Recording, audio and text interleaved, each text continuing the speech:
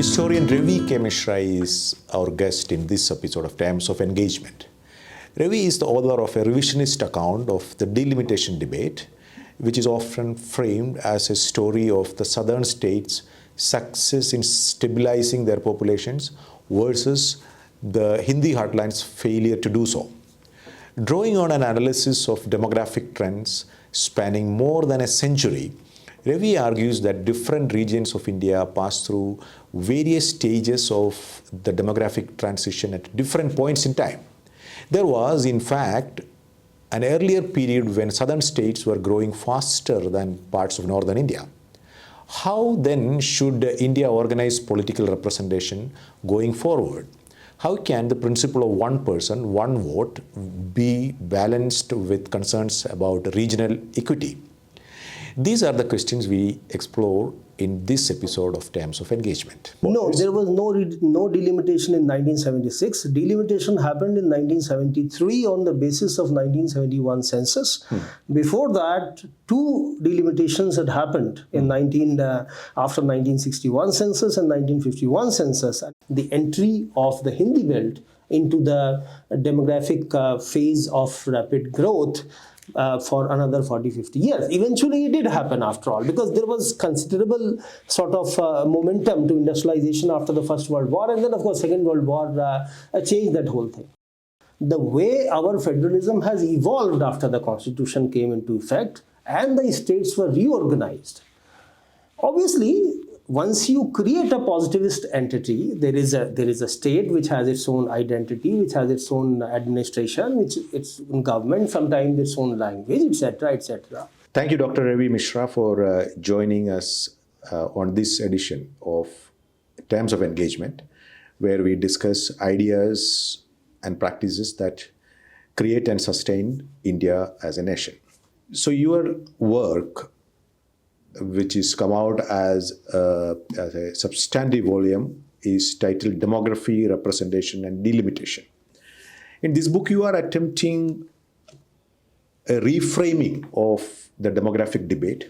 Most of those people who are familiar with this discussion may have come across the North-South divide from a different vantage point, which is to say that the southern region, the peninsular India, has actually stabilized its population ahead of the northern part or other parts. And because of the impending delimitation of interstate delimitation of Lok Sabha constituencies, they are set to lose their relative representation as it stands now. So you have a different view of it, and it has taken you several years to collate this data and come up with this argument. So how is your argument a revision of the more familiar North-South divide in terms of representation? Before I try to begin to answer, let me thank you very much for inviting me for this conversation. What I have done in this book is that I have looked into the entire census data of the last 150 years, and not just census data, but also district gazetteers, boundary commission reports, state reorganization commission reports, and various other sources, authentic, generally state generated sources of population and various aspects of population. And why did I do that? I did that because I realized as a student, when I started working on this subject around 2000, when I was a student in the Jawaharlal Nehru University, that's when my interest, I have explained it in the preface of the book, that it was when the 11th Finance Commission's report came out, and there were murmurs from some regions and states that injustice was being done to the states and regions that had controlled their population and fertility through better implementation of family planning, were being punished, and whereas other states and regions which had not done so were being rewarded by population being given more weightage in the Finance Commission's award. And then, of course, the next year in 2001, the freeze on delimitation, which was originally placed in 1976 by the 42nd Amendment during the emergency, That was there for only for 25 years, and that expired in 2001, and that was extended for 25 years. So before you continue, I just for our audience, so it's some 2-3 basic facts I want to state, which is that so all after every census, the Lok Sabha constituencies are supposed to be redistributed among states, and their boundaries delimited afresh after every 10 years. That is original constitutional provision. Yeah, that's the constitution. In 1976, yes, after the 1976 delimitation, which redistributed across state borders. No, there was no delimitation in 1976. Delimitation happened in 1973 on the basis of 1971 census. Before that, 2 delimitations had happened in after 1961 census and 1951 census. And in fact, as you yourself said, there was an actual redistribution of seats.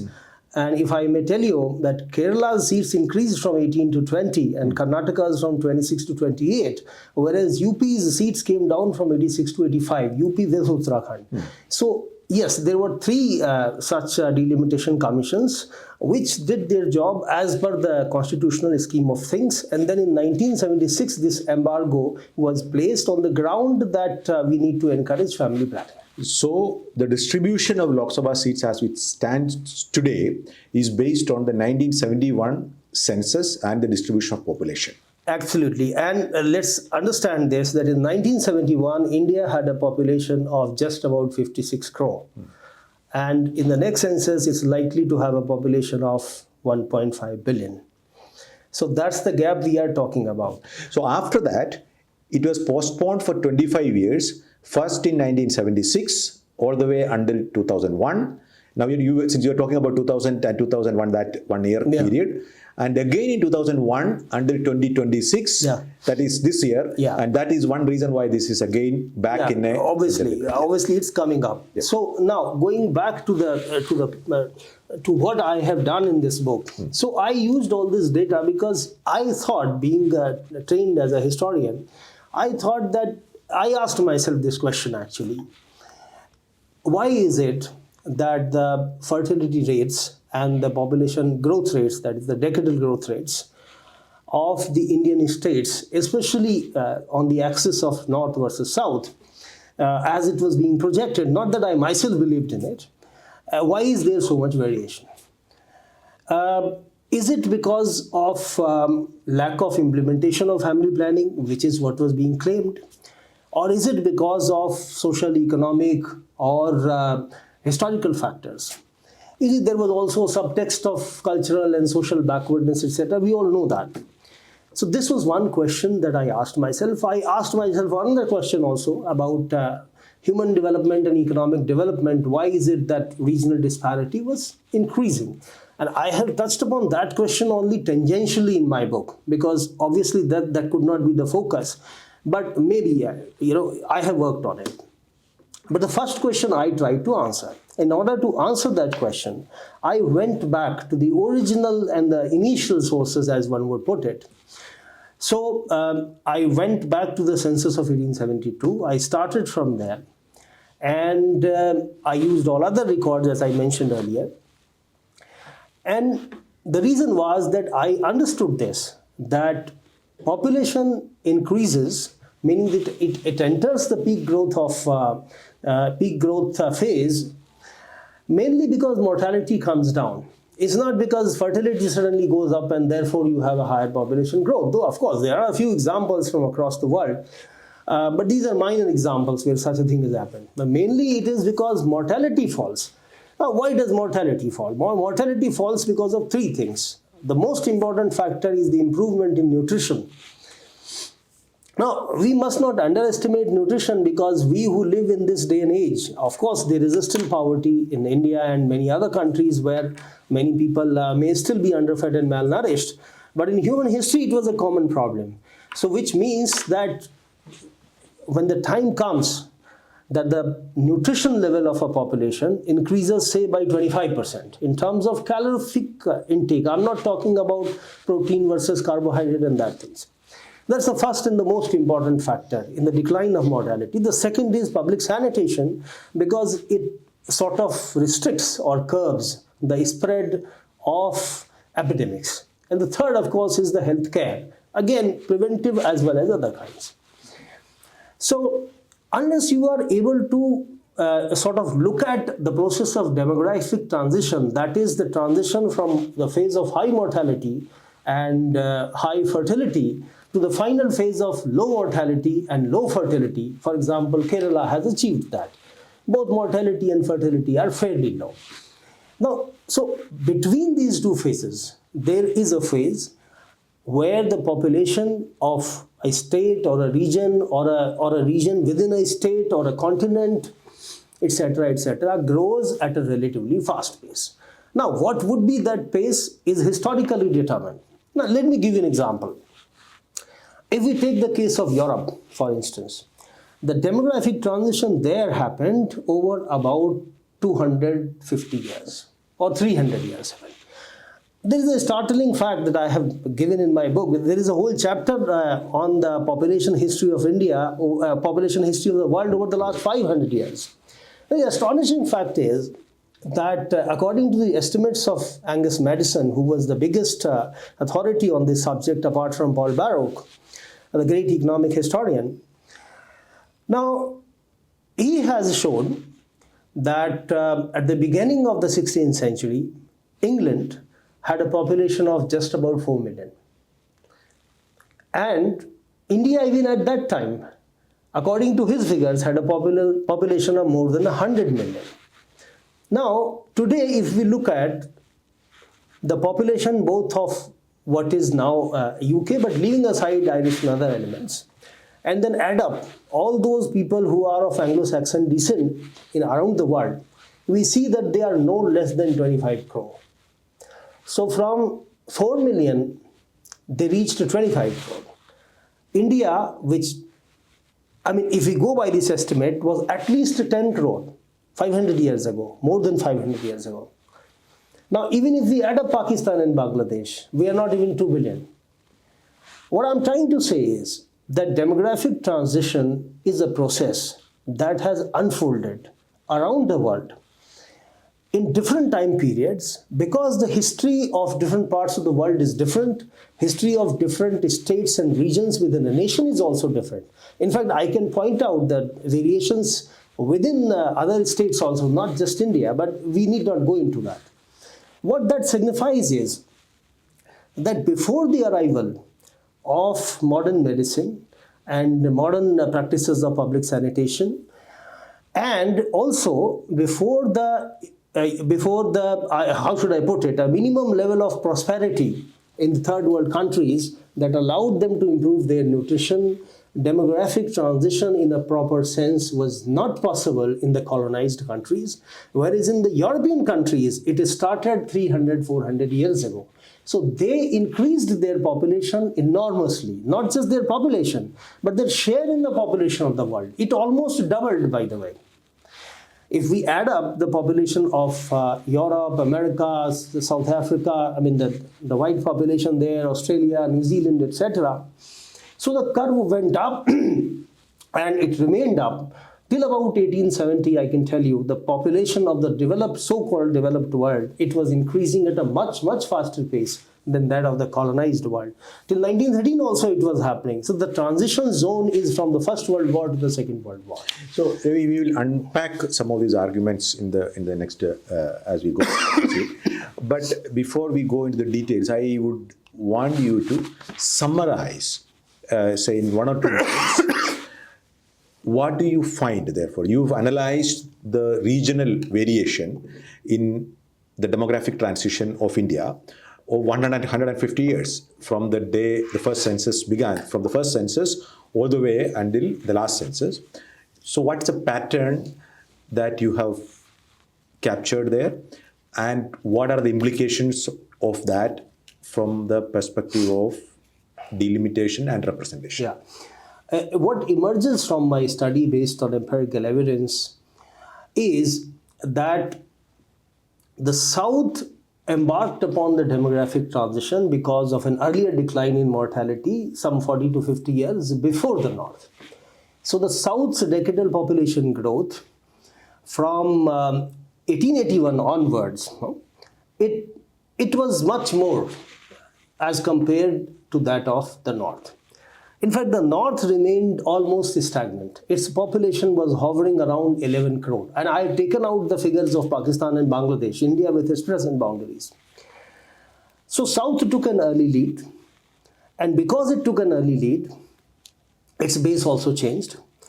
And by 1951, and especially by 1971, the South had already, in a way, sort of saturated much of its potential demographic growth because of its early start on demographic transition. Now, in the case of the North, what happened was that population was stagnant for 40-50 years.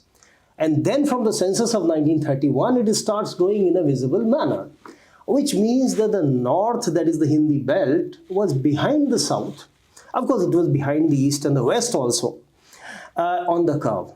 Now, the process of transition is such that is the region or the state or sub-region, whatever, that starts on the curve earlier is highly likely to come down also earlier. So the key point that emerges is that if we take the long-term reference point, say from 1881 to 2011, and we compare the cumulative growth rates of different states and regions of India, then my study clearly shows that they are comparable rates. Comparable in the sense that roughly you could say over this period of 130 and 140 years, all regions of India have grown their population somewhere between 400 and 500%. That is 5 to 6 times compared to what they were in 1881.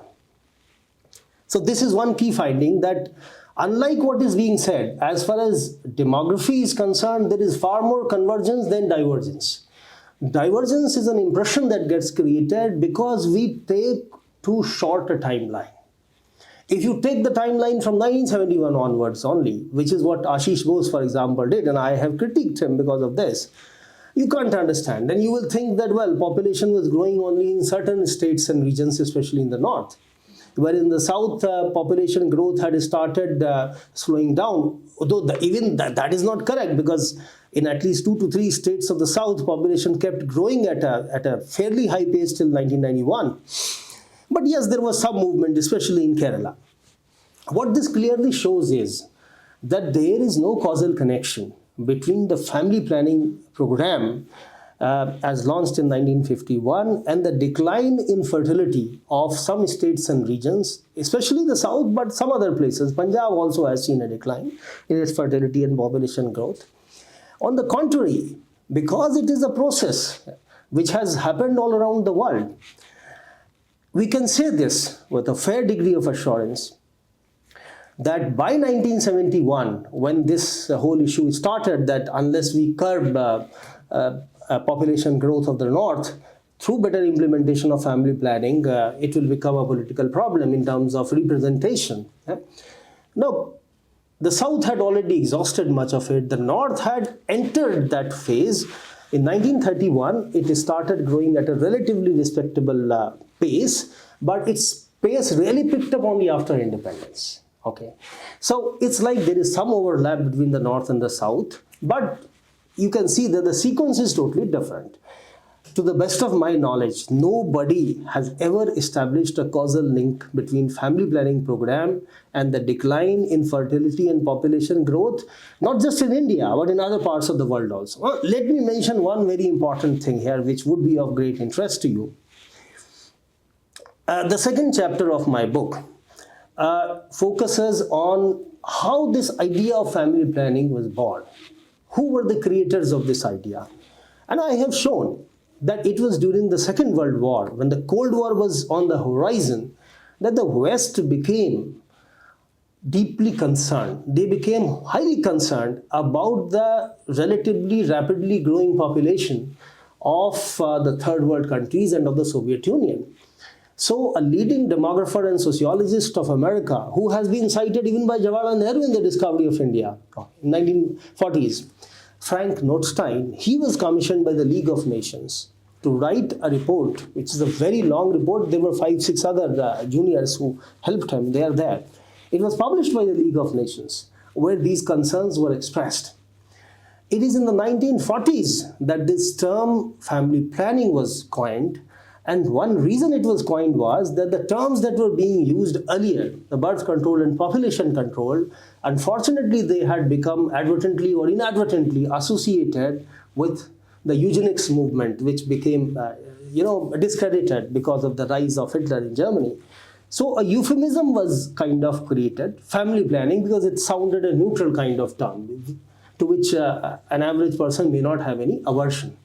So the West created this narrative. Rockefeller Foundation and Ford Foundation played a leading role, apart from WHO, and later when United Nations, of course, came into existence, other branches of United Nations as well.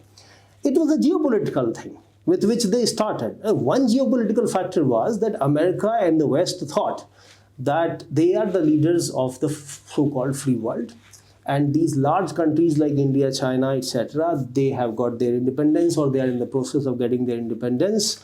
There is food shortage, and the responsibility, David Engerman has looked into this, the responsibility to feed all these hundreds of millions of people in case there is a crisis might fall on us. At least this was a part of the rhetoric, and maybe it was part reality as well. But the reality also is that the rapidly growing population was seen as an asset for the Soviet Union and the third world countries in that Cold War environment. Now, once that happened, you see, they started investing in all the third world countries, but India was their prime target because of various reasons. You know that how they perceived India and China differently. China had turned communist in 1949. India was free, and as per their definition, it was a democracy. And of course, Nehru was there as an important leader, so on and so forth. They constructed that narrative, and that is how family planning was adopted as an important program in 1951. But it was a very small program to begin with. So, Ravi, so family planning as, okay, hum do, hamara do, those kind of slogans and all comes into picture in these times, as you described. But the idea of managing the population was very much part of Indian political thinking also. The UN Mukherjee's The Dying Race about the imminent decline of Hindu population, Golwalkar himself talking about how we manage a race that is nation building, the optimal. So that idea of creating a population that is suitable for India, that is quite a bit indigenous also, not exactly as family planning in that sense. There we're talking about absolute the critical difference, numbers. Varghese, the critical difference, you are very right in fact. The critical difference there is that while in the previous decades, first of all, their intensity was not much. There were some stray things here and there. I am aware of them. Some of them are cited in the book. But the critical difference is that there were both kinds of voices. There were people who were saying that let's increase our population, as if population could be increased at will. All right? And then there were also some people who were saying that we have too much population. But the transition happens in the late 1940s when the Cold War starts. Now what happens is that hardly anybody says after that let us have more population. Everybody has said for the last 80 years that we have too much population. I was asked by a former health minister about the book and about my perspective on this. He said, why do you think that family planning was a failure? I said, sir, I asked a simple counter question. India's population was 36 crore in the census of 1951. Population control was the primary objective of family planning. What is India's population today? 1.5 billion. Do I need to cite any other facts? That if you started with a certain primary objective of controlling something, say at twice of what it was, okay, these were the estimates. In fact, there were people who were saying we can contain it 45 crore. That was unrealistic. The first Registrar General of India, Gopalaswamy. But anyway, I'm saying that if something increased in 75 years from 36 crore to 1.5 billion, doesn't it show by itself that family planning failed in controlling the population growth of the country? Now, I got this clue as a child. When I was growing up, I remember in the mid-1980s, there used to be this all India radio propaganda कि आबादी की बाढ़ को अब भी थाम लो, यदि हम इसी तरह बढ़ते रहे तो सदी के अंत तक हम 100 करोड़ हो जाएंगे. And before the millennium ended, we did become 100 crore. So I looked back upon this and I realized that, you see, despite all the family planning efforts, which were sincere, I'm not saying that they were not sincere on the part of the central government, the state governments, etc., etc.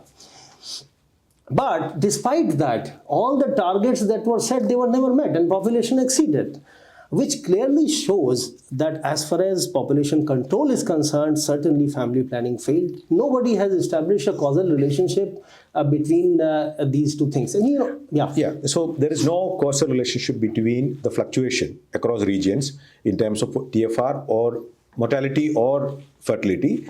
Let us take that as a given. So then that actually leads us to the question. So how do we explain that some regions are peaking earlier than other regions, and what are the factors that go into the making of that?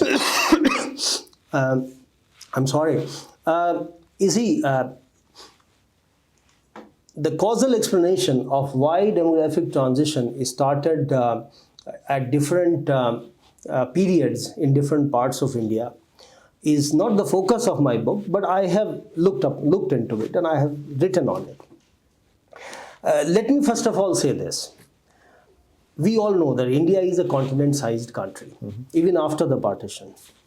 And we know that it is actually modernity that has unified countries, regions, states around the world. Because in pre-modern societies, there were too many diversities of every kind, even administrative in that sense. What this means is that we need not really be surprised. I'm just making a philosophical statement there, that across such a large country, there were some variations in when the demographic transition started because of the variations in the decline in mortality. Because even in small countries, I can cite examples, but I don't want to get into all those details. Even in countries which are 1/10 the size of India, both in terms of area and population, you will still notice those variations. This is one point that I wanted to make. Now, the second point is that while that is not the focus of my study, I have tangentially looked into it. It appears to me that there were three factors which probably pushed the south and also the east India. The east in my methodology is Assam, Bengal and Odisha. The south is south, as you know, and west is Gujarat and Maharashtra, and north means Hindi belt. So it appears to me that there were three factors that probably helped the south get ushered into that sort of second phase of transition when population starts growing at a more rapid pace. Of course, it increases and then it comes down. Now, the first and the most important factor that I have discussed in my book is we have to look into the history of British Empire and the nature of the British Empire, its structure, especially its economic structure. How did it work? It was a maritime empire. It was not a continental empire. They started out from a small island 7,000 miles away and they conquered 1/4 of the world. They created their empire with the help of their naval power. Then they maintained their empire with the help of the naval power. And in fact, the demise of their empire was also the demise of their naval supremacy after the Second World War. And what this means is that when you have a maritime empire, which is based on creating colonies around the world, unlike the earlier model, when conquerors and emperors, etc., they moved from one part of the world to another and they kind of settled there forever and so on. This was a different model. There is hardly any sort of parallel to it in human history of what Europe did in the last 3-4 centuries, both in North and South America, because their whole indigenous communities were exterminated. And of course, what they did to Asia, to China, to India, and to so many other countries. This clearly shows that you have to organize your economy, the connection between the colony and the metropolis in a certain way. Otherwise, you would not be able to exploit the colony. Right. And that way is that the movement of goods and resources has to be from the hinterland to the coastal areas first, And there, from coastal areas to either to the metropolis in London, in the case of the British Empire, or to other parts of the British Empire for exchange trade. Now, it's not as if the British wanted to favor the coastal areas, not at all. But it is an incidental small benefit which is bound to accrue, because otherwise the empire will not work. So you can see that all the great cities of the empire, they were in the coastal areas. So Calcutta, Madras and Bombay, as their original names were, they emerged as the largest cities because obviously you needed to pass on the resources, especially the raw materials from the hinterland, not just in the north, but North India, Central India, and even the peninsular India. By the way, when I say coastal versus hinterland, I'm by no means suggesting that the states that have a coastal area today, they don't have a hinterland. No, hinterland would operate within those states also, and that is why you notice that in every state in India, there is a significant variation in human development, in economic development, in industrialization between the coastal areas and the interior regions. You can take the case of Maharashtra, you can take the case of Tamil Nadu, Kerala of course is a different model, therefore I'm not going into it. You can take the case of Andhra Pradesh, we know how Telangana was created, and this was the case even with Bengal. So this was one incidental benefit that accrued. Now obviously that led to one, maybe slightly better nutrition, maybe slightly higher per capita income, maybe 20% better. Access to education also. Access to, yeah, I'm coming to that.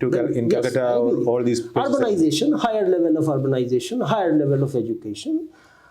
So in the first phase, all this is likely to cause a decline in mortality, which obviously will then lead to entry into the peak demographic phase. This is one. The second factor is the settlement, agrarian settlement pattern that the British imposed on India. So we know that in eastern and northern India, their pattern was mainly Mahalwadi and Zamindari. Now, in the western and southern India, it was mainly Ryotwari. Now, nobody would argue that in Ryotwari settlement, there was no exploitation of the peasantry. No, the British exploited, because that was the purpose of the empire, the whole nation. There is no doubt about it, but it is also a fact that there were significant variations because of incidental factors which they could not help in that exploitation in different parts of the country. So we see that in the Zamindari and Mahalwadi areas, the peasantry was clearly more exploited, so much so that probably they were left with much less nutrition as well, leave aside other things, education, and etc., etc. Now, that is likely to have suppressed the entry of the Hindi belt into the demographic phase of rapid growth for another 40-50 years. Eventually, it did happen after all, because there was considerable sort of momentum to industrialization after the First World War, and then, of course, Second World War changed that whole thing. So this is second thing we have to understand. But by the way, let me also say this, that all across the world, in all large countries, there is always a development gap between the coastal areas and the interior regions. And the gap exists unless the state is such a narrow strip of land that you cannot say that it has any hinterland. Kerala is the perfect example in the case of India, because it's a relatively narrow strip of land. And let's not forget that it's with Kerala that Europeans started. Vasco da Gama landed in 1498 at Calicut after all. So Kerala's situation is different, but otherwise in any large state which has a significant distance from the coastal region to the interior region, there will be internal variations as well. And of course, they exist here in the case of India. So these were, of course, urbanization, then economic thing, and maybe better nutrition and education, literacy, etc. These are the things that triggered the decline in mortality. That same decline started in the east also, just about 10 years after the south. In the west, it started 30 years after the south, but in the north, it started much later. That's the point. I mean, in fact, that's the finding of my study. Right. So if I may restate your reasons why the regional variation. In peninsular India particularly, those were the initial points of contact with the colonial modernity, and urbanization was rapid, or it preceded what has happening in the heartland, which will be where it would come later. And of course, the land settlement, where in the heartland it was the Zamindari permanent settlement, and in the southern and western region it was a Ryotwari system. All these factors combined gave peninsular India and the western region a little early start. Very little, but that little is enough to sort of, to trigger that transition. So that could possibly explain obviously. the demographic variation Yes. in the region, in terms of the region. Yes. So let us go back to the earlier first one or two delimitations, when you are saying that during the first and second delimitation, there was some marginal increase in the number of Lok Sabha MPs that the South had. There was also an expansion of the Lok Sabha size itself. Yes, because it was mandated by the Constitution. Yes.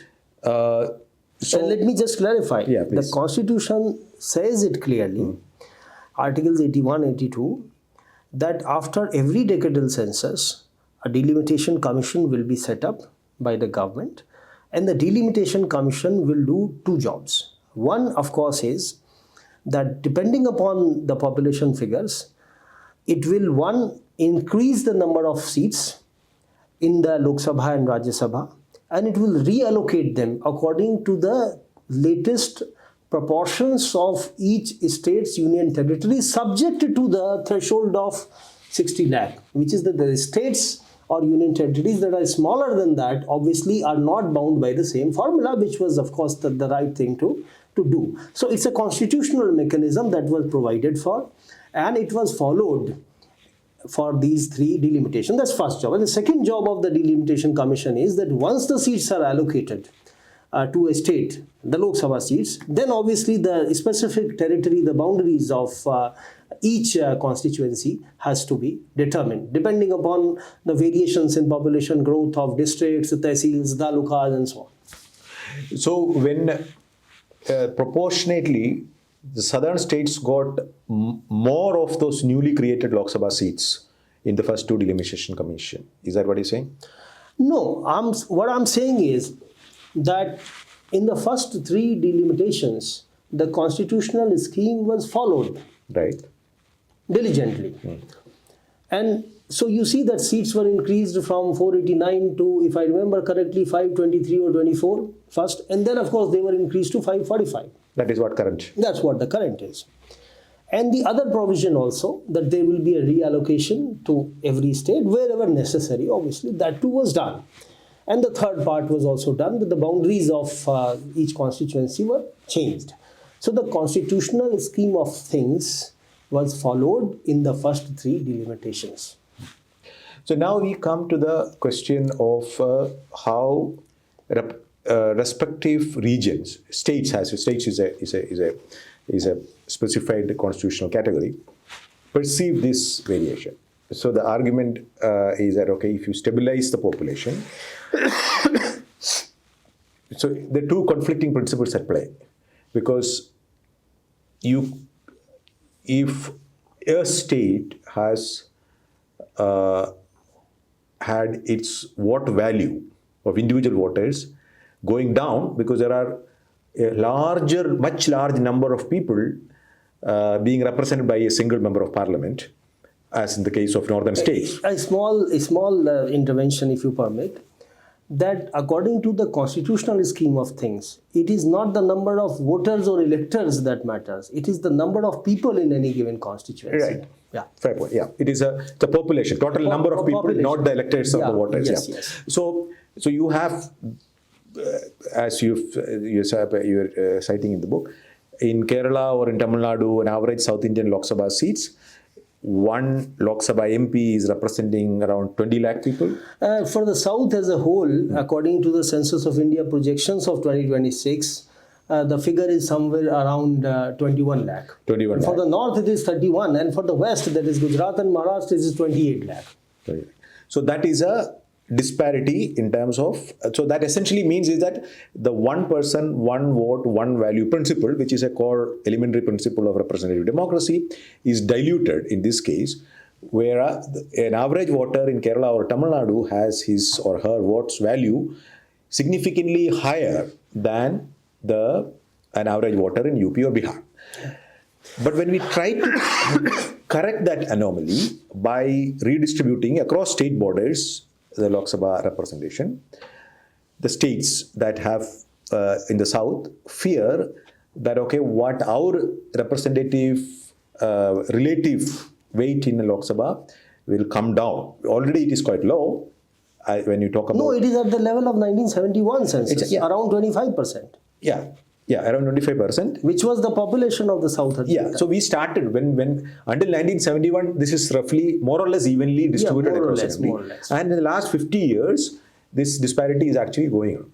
So now the question is that when you are trying to address one anomaly, which is the vote value, when you correct that, what the fear is a different anomaly, which is that our linguistically reorganized, or whichever way you have states that have been constituted according to the constitution, some of them will lose their political representation as a collective, in the sense that there are other federal systems where there is an alternative, a parallel mechanism of ensuring that the representation of a state is disconnected from the population, like the United States, where you have 2 members in the Senate, regardless of how big or small the population. But in the House of Representatives, that's not the case. It's not the case. Population. Yeah. So therefore, I mean, you have a mechanism where the population fluctuation will reflect in the House of Representatives.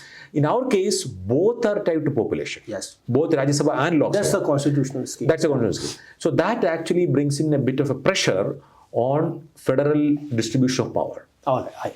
Let me try to give a detailed answer to this, because it's a key question that you have asked, and I'm thankful that you asked this question. The first part, I'll explain the constitutional scheme of things in this. The fact of the matter is that the Constitution of India is at best a quasi-federal constitution. Otherwise, we know that it is a union of states. Why was it called a union of states? There is a history of it. Now, we know that it was actually a transfer of power from a pre-established state through a transition, meaning first power was transferred to the Dominion of India. When the Independence of India Act was passed in the British Parliament in July 1947, it said that there will be 2 dominions, that is India and Pakistan, and till such time as their constitution comes into force, this arrangement will continue. So for that interim period, the dominion status as a legal thing continued. And then, of course, on 26 January 1950, when India was declared a republic, constitution came into effect from that day. That situation changed, though it's just a legal thing, not in the real sense. So what that means is that there was, in the legal sense, and in international law, this is an important point, there was a smooth transition from the British India as a state, as a legal entity, to independent India as an entity. Now, what that transition means is that states were not pre-existing in India, unlike in the case of United States. States were created mostly after independence was gained and after the constitution came into effect. In fact, there is a startling fact that I found out in the course of my research. There is not a single state in India, not a single state, which had ever existed in history with its present name, with its present boundaries, ever. No, my point is... Ravi, that would be a problematic argument, because the problem would be that one could argue that India also did not exist. I'm coming. So, I understand. Yeah. My point is, first of all, I'm just talking about the factual thing. Then I'll come to the core of what you said. Right. Right now, I'm just stating the facts and the constitutional scheme. But I understand your larger point. Now, the point is that since the states did not come together to form a federation, the residual power also remains with the central government, with the union government. And the union government has complete right to change the name of a state, any state, to divide it, bifurcate, trifurcate, anything, even without the consent of the assembly. And we know this happened in the case of Telangana recently. Andhra Pradesh assembly obviously didn't want it. And yet there was a demand, and the central government thought it fit, and it was done. The states don't have their own flags, the constitution, Supreme Courts, etc., which is what the US has. Now, I'm not saying that whether it should have happened or not, just stating the facts as they are. Now, this is the constitutional and the factual position. But now the second point that you make, that there are many states and regions which feel that yes, we have our very strong identity, whether it is based on some language or any other parameter. That's not our concern here. And I can understand that that thing is there. In fact, you see that in my book, I have used these categories, the north, south, east, west, only for understanding and developing the argument. I personally, it's not as if I believe that there is a divide. There wasn't. In fact, I have demolished that thing, that there is no demographic divide. There is convergence, more or less, across India. And the other thing that I can see very well is that obviously the way our federalism has evolved after the constitution came into effect and the states were reorganized. Obviously, once you create a positivist entity, there is a state which has its own identity, which has its own administration, which its own government, sometimes its own language, etc., etc.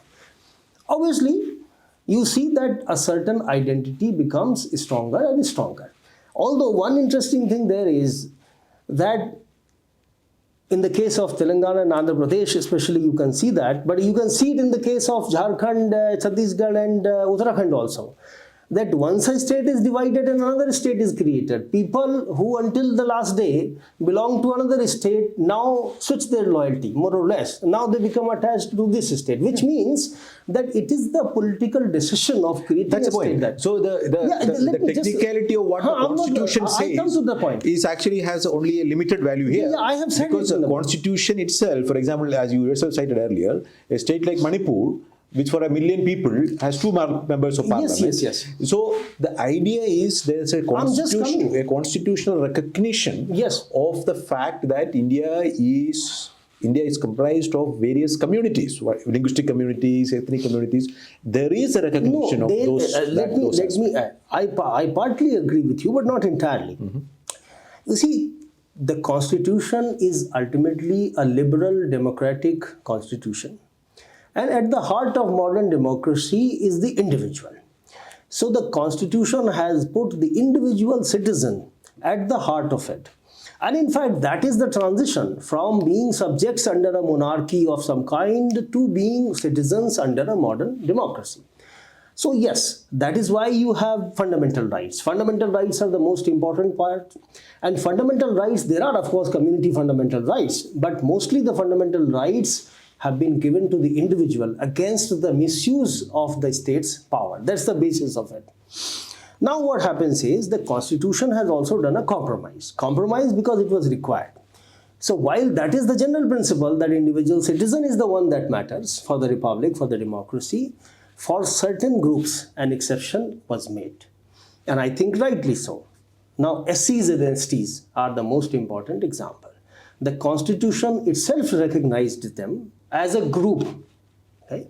Women were also recognized in some way as a group, and therefore certain special things were done by the founding fathers. They were enshrined in the constitution. That is about the groups and communities. So yes, to a very limited extent, group rights have been considered by the constitution in the extreme cases where it was thought that if we do not support certain groups which have been historically very disadvantaged, it will not work. It will both be morally and pragmatically not correct. Now I come to the part that you made. You see, that you mentioned. I agree with you.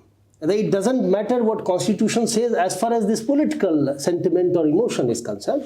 Constitution says this, and I have first narrated what the constitution says. And you say that yes, there is a sentiment. And there is a sentiment in many parts of India. Okay, maybe it is stronger in the south, certainly. And therefore, what I have is you see, one thing I must say is that I'm just an individual scholar, researcher, historian, and you know it very well. I work for the government, but otherwise it's my historical research which I have done over decades. My job is only to bring out the facts in a proper perspective, in an objective academic manner, and that's what I have done. It is for the policymakers of the nation, including the leaders of various states and of course national leaders and others, to decide what they want to do with delimitation. It's not as if I have put forward various proposals, various compromise formulas. And you mentioned regarding language imposition and many other things, compromising the federal rights of the southern states. One compromise formula that I have floated in my book is this: that the essence of democratic representation in a modern democracy, which the Constitution says is one person, one vote, one value. Okay. So yes, we have to follow it. We have to follow the Constitution. But one possible compromise, which, as I say, is for the leaders of the nation to decide, is that in the House of the People, that is the Lok Sabha, we do the delimitation as per the latest census figures, which will come out the next year, and that too, we must not do it. I have given various projections, but my proposal is that we must not redistribute the existing seats. No state should lose even one of its existing seats. Now, I take the example of Kerala here because Kerala is very important in this. In my mathematical modeling, I took Kerala as the baseline. Why? Because I said small states are in any case excluded from that. The Constitution itself does it, so there's no point bothering about that. Among the large states, today Kerala is the most overrepresented, if I may use that word. And rightly so. Or if I may frame it, Kerala is the state that stands to lose the maximum. Yeah, but I'm not looking at it in terms of loss. I'm just restating from a Malayali perspective. What I'm proposing is a gain for everybody. Yes. You see? Yeah. So what happens is that if the current 543 seats were to be redistributed according to the latest figures, most likely Kerala's number would come down to 13 or 14. 13 or 14, which is nearly... Yeah. Now, one third of it will be gone. Jharkhand is a state that has as much or more population than the Kerala, or its seats are 14. You know that. So I took Kerala as the baseline because it is the most overrepresented, and the formula that I devised was that we should expand the number of seats in the Lok Sabha. Size of the Lok Sabha. Yeah, in such a manner that without any state losing a single seat that it currently holds, nevertheless, the seats can be redistributed according to the latest proportion of each state in the national population. Now, when I made that calculation, first I did it according to the census of 2011. The figure came to 728. Obviously, these are approximations, a few seats here and there. Then I used the 2026 Census of India projections, and the figure came to 791. Now, in that 791 figure, Kerala retains all 20 seats, in fact. Kerala is not a loser at all. It retains all the seats that it has. In fact, Tamil Nadu, Karnataka, and Andhra Pradesh and Telangana get additional seats. Yeah, so if Kerala retains 20, all other states, all other big states will have some increase. Yeah, will have some increase, but not the equal increase. Yeah, obviously. Yeah. So Kerala will remain at 20. So it's a win-win model. Yeah. So everybody else will increase more. Yeah, so Tamil Nadu, I think, will go from 39 to 42 or something. Yes, yes. There is increase in every state. Now, this is one. The second part that I would like to explain, which specifically refers to that fear that you mentioned of any constitutional imposition, whether of language or of any other kind, as a violation of the federal principles. Because yes, India has evolved as a quasi federation. At least it doesn't matter what what is said in the technical sense. I understand. So what happens there is that if we do this only to the Lok Sabha, this redistribution, reallocation according to the latest version, and exempt Rajya Sabha from it, say for 20 years, say till 2047, when India is celebrating 100 years of its independence, But we expand the total number of Rajya Sabha seats in such a manner so that parity is maintained between Rajya Sabha and Lok Sabha. Parity meaning the current ratio. Because if you disturb that ratio, then the power of Rajya Sabha as a whole will come down.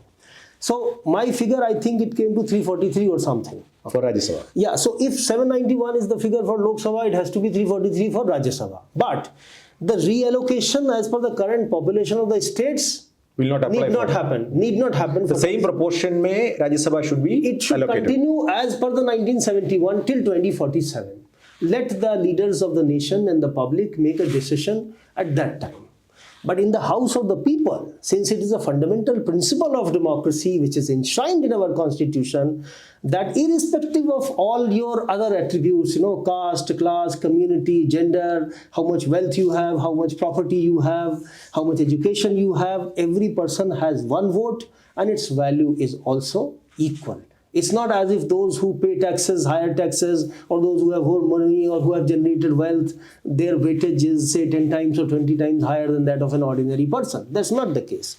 So by this compromise formula, we can honor the constitutional scheme of things for the people's house, the Lok Sabha, and still take care of the fears of the southern states. Because fortunately in our constitution, the provision of joint sitting is provided for only for ordinary legislation, not for a constitutional amendment. A constitutional amendment has to be passed separately in both the houses, which means that if the same proportion as it has prevailed from 1971 continues in the Rajya Sabha, then the South will have a very, very important sort of weightage there in the Rajya Sabha. In any case, of course, we need not necessarily sort of think that such a day will arise, but obviously we have to think of everything in a way. So that can take care, potentially, this is just a proposal, as I said, it's for leaders to decide, that can take care of those federal concerns about imposition of any linguistic norms or cultural norms or anything of that sort, which of course people in any part of India do not like. Fortunately, this provision is there, and I think that it can certainly be one of the possible compromises.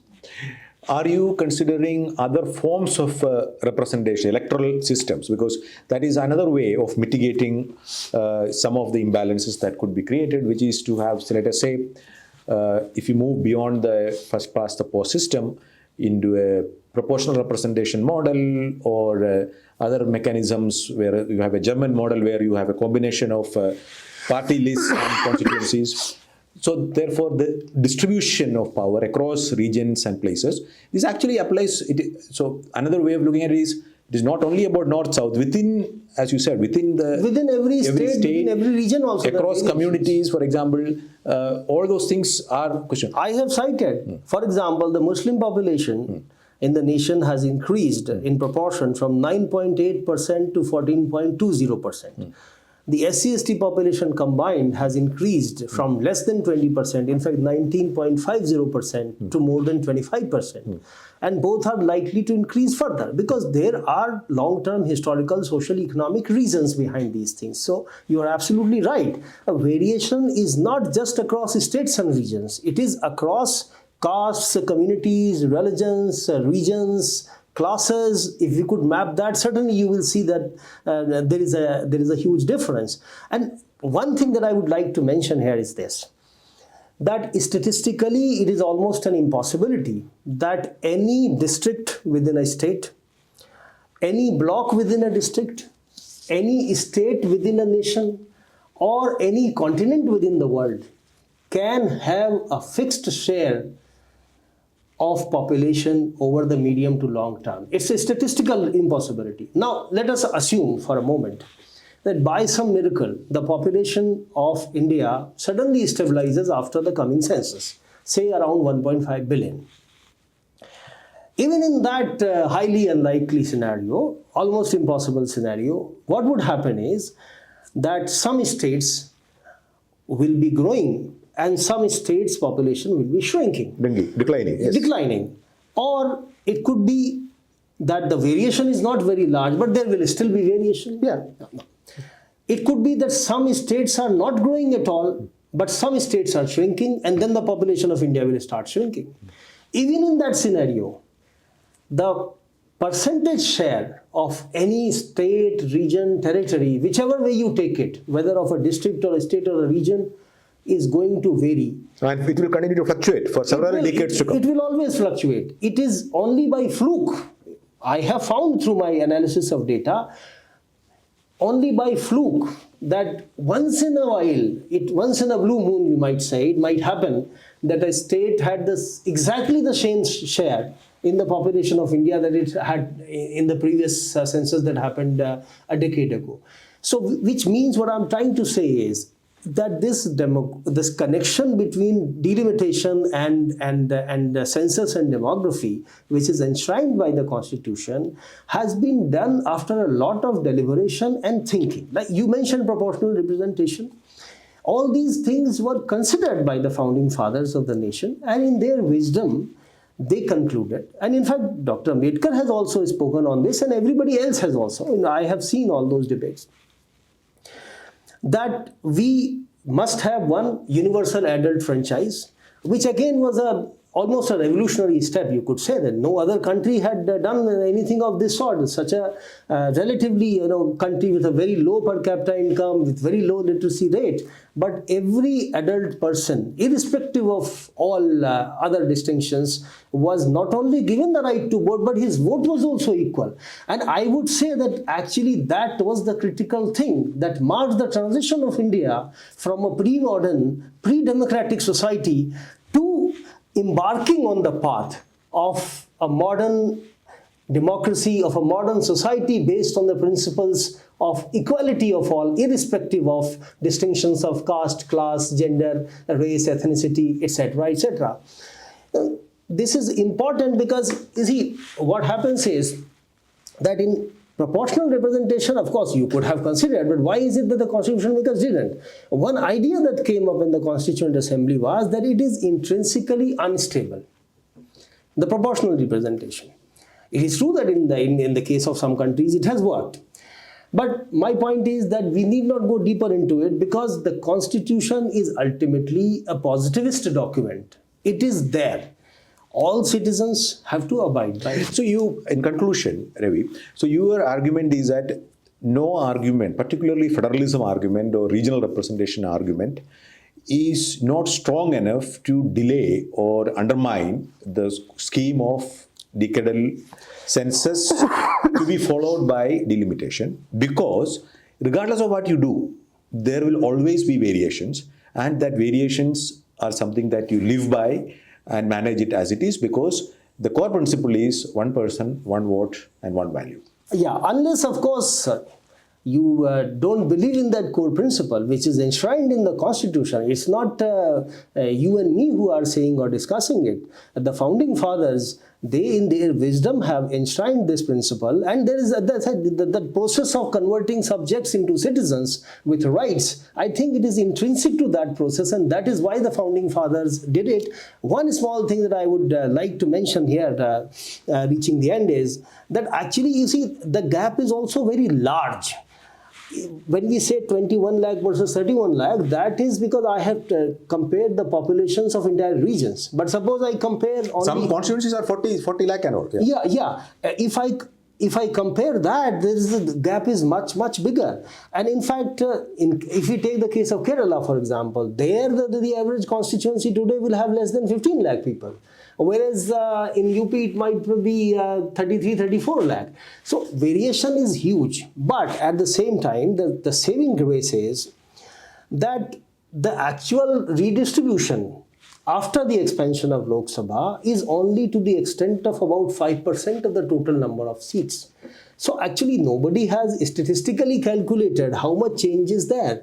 It's not such a big change, by the way. And if the leaders of the nation decide that we do it in this manner or any other compromise formula, certainly which satisfies all states and regions, it would be a great thing. Obviously, let them, my effort was to do this research and bring out the facts so that I can, if I can make even a small contribution to an evidence-based debate on the subject of demography, representation and delimitation, I would be very happy. As I have said, that there is more convergence than divergence as far as demography is concerned, but in political representation, certainly, because of the embargo which has been there for the last 50 years, now the divergence has become huge. And it's not north versus south at all, by the way, as statistics show.